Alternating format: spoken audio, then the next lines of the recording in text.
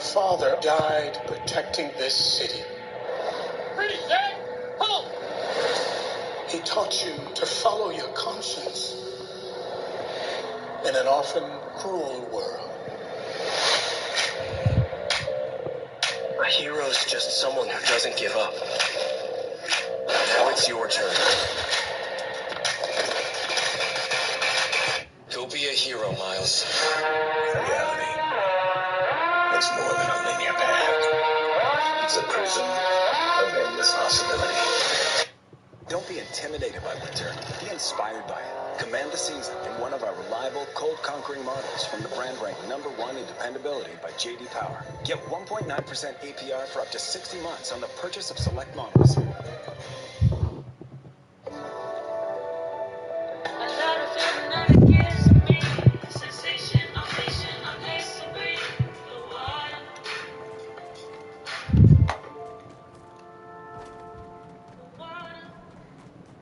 So I've speedrun a lot of games. I've speedrun hard games, RNG games, games that have driven me insane, but none of them have been anything similar to speedrunning Minecraft. All the knowledge I've gained from learning how to speedrun was completely thrown away for Minecraft. So let's explain why, and how fast you can speedrun Minecraft in 1 week, starting with day 1. So day 1, like usual, started with some tutorials. I decided to do RSG, or Random Secrets of Speedruns, as it's the most popular category. Also, as 1.16 recently came out, I decided to speedrun on it and found a couple of tutorials detailing the strategy. Basically, you first try to spawn in the desert because you can find lava pools and desert temples easier, which will help out. Then, you go about getting tools, finding a village, getting bread, killing the iron golem for a bucket of flint and steel, and then getting to the nether. You do that by finding a pool of lava, and do this whole ordeal where you place a bucket of water and continuously put lava in different places to make a nether portal. This is a really cool and fast way of doing it, and you generally get faster as you do it more, but it was pretty difficult at first. Then you need to find another fortress and go and farm blazes. We need 6 to 7 blaze rods to make enough Eyes of Ender. We then also get gold so we can trade it with the piglins to hopefully get ender pearls. This has about a 5% chance with each trade, and we need at least 12, but hopefully more. But you usually get about 6 per trade. Now we need to leave the nether before making our Eyes of Ender and finding the stronghold before finally killing the ender dragon and beating the game. Seems simple enough, right? Well, no, it's not.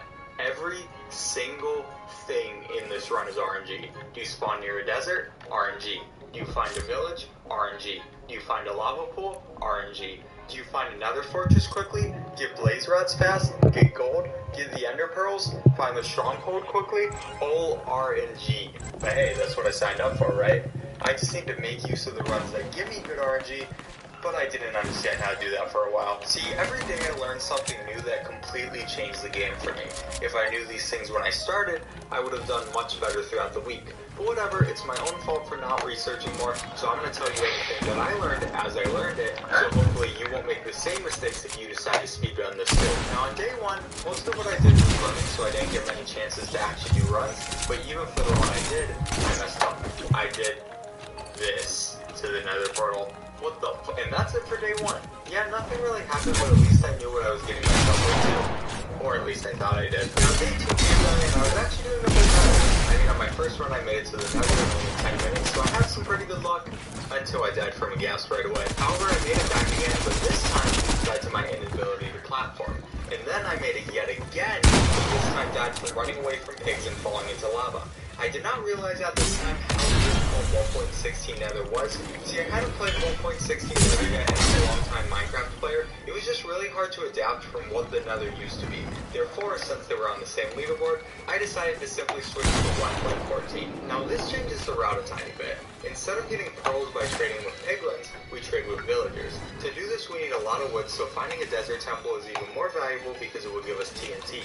Now if you get TNT and find a savannah village, you can blow up the houses and get all the woods in about 2 minutes. If not, you can cut trees and wait about 7 minutes until you get 6 stacks. But hey, either way will work. And then we can make use of both the brewing stand and a fletching table. This allows us to trade sticks for emeralds with the fletcher and emeralds with other things with the cleric until he levels up enough to sell ender pearls. Oh yeah, his chance to even sell ender pearls is only 66% by the way, so haha, that's fun, it definitely won't come back to haunt us, right? Unfortunately for day 2 though, I never even got the chance to try this strategy because I couldn't make it to the nether, let alone out of the nether. So that's where we ended day 2. No more progress and on a completely different version. Yeah, it's just gonna get worse before it gets better. And day 3 didn't start much better than day 2. I died straight away in the nether because I don't know how to not fall from a high place. And then I went into a desert temple and got blown up by a creeper. Yeah, note to self, always check for creepers before scratching your head. This time I was able to make it to my first nether fortress, but I didn't know how to handle the blazes. First of all, I forgot to switch to easy, which would have really helped a lot by removing these skeletons, and secondly, I could have spent more time learning how to actually fight them. See, I watched the record speedruns and saw how they just went in and killed them one by one, but I wasn't remotely good enough to try this strategy myself.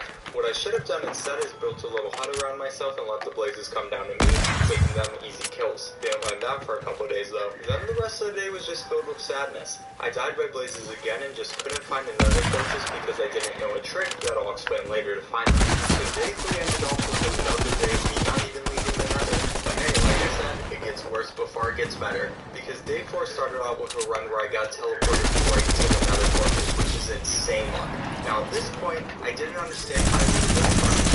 I thought I could, but I needed to flip this. And yeah, if you guessed I died right here because of this, you'd be right. Why? Then I got about 5 more runs to the nether and I died for various reasons. Yeah, if I had to go before anything, it would just be forgettable, but hey, there was a move to the nether. He was killing me. Because on day 5, the Minecraft speedrunning leaderboards changed. They decided to make one from Oh my god, I have to mute this kid. category, and I kind of wanted to run out to a category, so I switched over for the second time. Again though, I wasn't ready for 1.16 nether no matter how hard I tried, so you know what? I'm not going to waste your time and just tell you it was another bad day. At this point I was feeling terrible. This was the first time ever in my week-long challenges that I felt I might not even be able to finish a single run. I knew I had the abilities, but my mentality was great. Guys, help! The Spider-Man No Way Home skin is killing me. Spider-Man No Way Home. So on day Kill 6, him. I needed just anything. Can somebody kill the Spider-Man No Way Home skin? Things for day 6. First, I learned how to The Spider-Man No Way Home skin keeps killing me. Please, somebody kill him. Somebody kill him.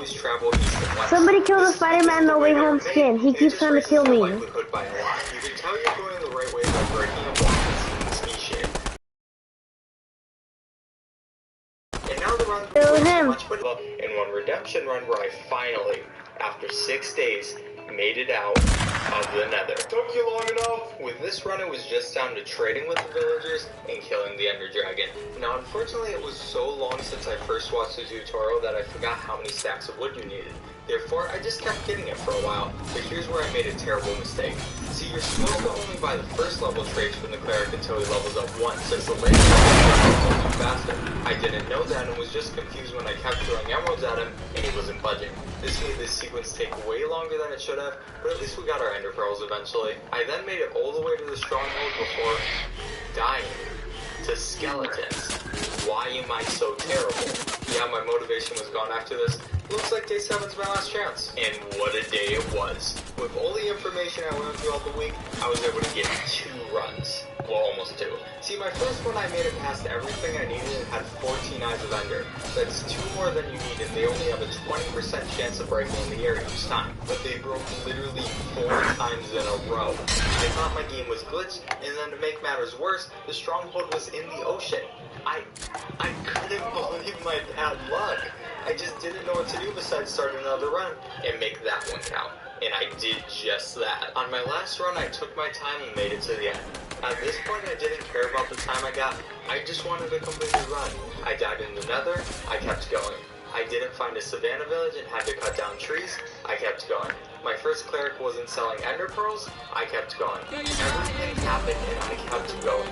Finally making it to a stronghold and ready for my fight with the ender dragon. Yeah, then the weirdest thing happened and no enderman spawned. So the boss just kinda wasn't that bad. I mean, hey, it means I got a completed run, but it was really unsatisfying, I guess. The dragon also didn't feel like perching on the stand, so I had to keep hitting him with arrows, so that was also pretty weird. Yeah, I don't know anymore, but I ended the week with a 1:37.50. Yeah, not that good, but hey, you can do so much better. I definitely would have gotten a sub 1 hour time if I knew everything that I know now, so I'm going to tell you all these things so you don't make the same mistakes. Now let's quickly go through them. 1. Do 1.14 at first because it's less RNG. 2. Flex a little at your starts. Don't wait for the perfect start, especially early on in your speedrunning journey. 3. Use the east and west trick with the blocks to find the stronghold much easier. 4. Use the box strategy to fight the blazes instead of running in stupidly.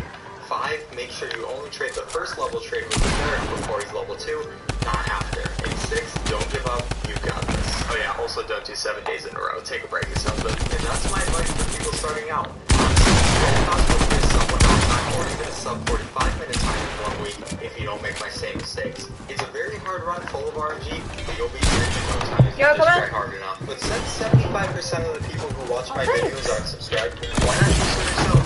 I post a lot of speedrunning and gaming content, so it's not the worst idea.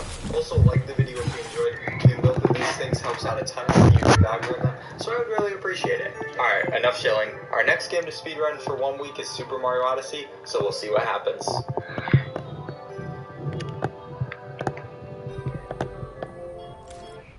The face of clean. The face of whoa. The face...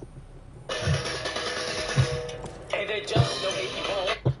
St. Jude is love. Everybody's here for this one purpose. What's going on, guys? Welcome back to the channel. Today we've got a little bit of a different video because what I'm wearing right now might look a little bit familiar to some of you. And if you haven't figured it out yet, I'll give you a clue.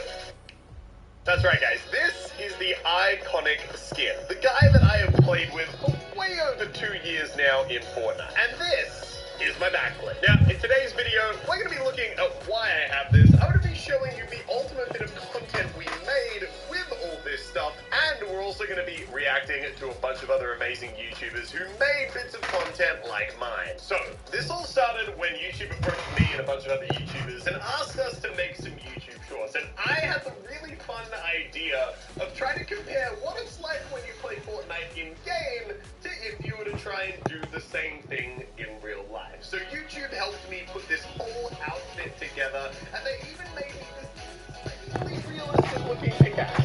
Now, on the day, I had some people helping me make this amazing little bit of content, and if you haven't seen it already, this is how the short turned out. Alright, we're gonna find ourselves some weapons. We've got a pickaxe, but we gotta start trying to find some actual loot. And, oh, look at that! Let's break this wall down. Got a building right here, and I reckon there's gotta be... Oh, what was that? Oh yeah, you are mine. That is too easy. Let's pickaxe through this wall, and let's take that loot, boys. Wait, you serious? Oh, come on! Now, honestly, breaking the pickaxe at the end there really hurt my heart because I wanted to keep it so badly. I even tried convincing YouTube to let me change the script to one where we don't break the pickaxe, but no, at the end of the day, the pickaxe had to get destroyed, but I did get to keep this pretty cool outfit. So what I wanted to do today is get a bunch of these other shorts together, check them out, and then at the end, have us all vote on who we think made the coolest one, because there are some seriously epic ones from a bunch of YouTubers who I guarantee you guys know. Alright, without further ado, let's roll into it and let's start watching these things. Alright, first up, we got Lufu's short. Let's check it out. Obviously, she's got an icon skin. I feel like it's a bit unfair. Oh, she's imitating her emotes. Dude, Lufu has always been so good at dancing. And the skin is literally her, so yeah, that's pretty exact. Like, those transitions, watching it one more time, like, they're really spot on. And again, the skin is literally her, so I kind of feel like it's cheating. Alright, so this is Josh Dunk. They're doing Among Us, surely. Wait, no, Fall Guys, I meant Fall Guys! They built a real-life Fall Guys arena? That's so sick! Oh my god, I wish I got invited to this. Wait. Can we just... Look at this one guy. Everyone's like struggling. Then there's this one dude who is just absolutely just sent it past everybody. That man is like the Olympian of Fall Guys in a pool. Alright, Josh up. Let's go on the lead. Dude, this is so fun. Short aside, I just want to do this. Oh, Jesus stand. And he took him off the top, that is cutthroat. The second man who was briefed to let Josh win. Oh, alright, alright.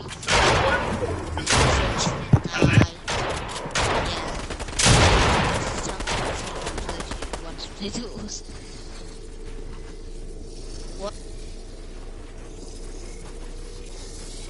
What?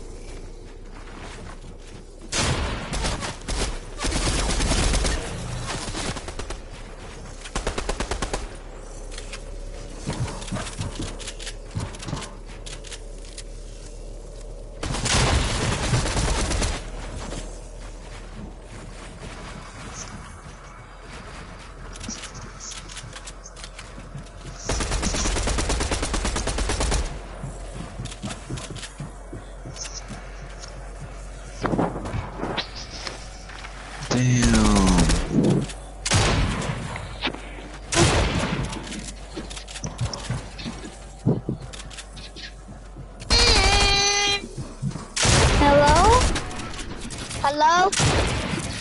Hello? Hello? Hi? Hi.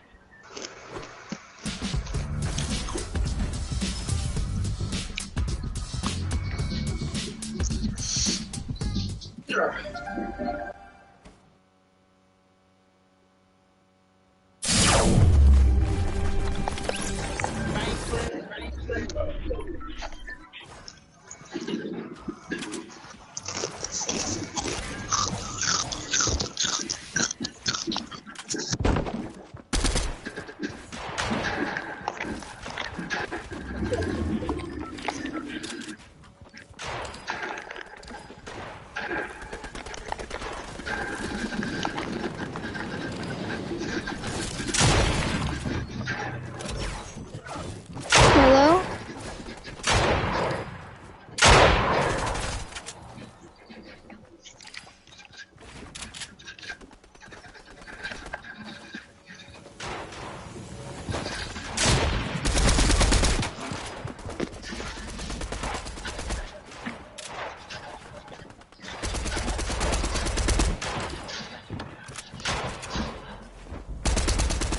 I can't fix this last game. Yeah, what? I can't fix this last game. Not bad. No. That's still good. Well, how many people? About 100. Yeah, actually, that's still really good, buddy.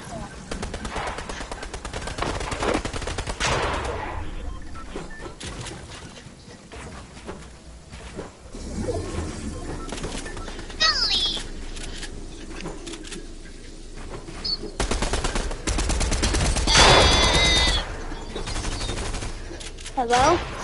Hello? Hello? Hello? Can you send my friend request? Girly Pilly? Why?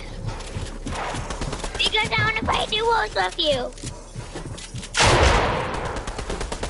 Fine. What's your name? Oh. What?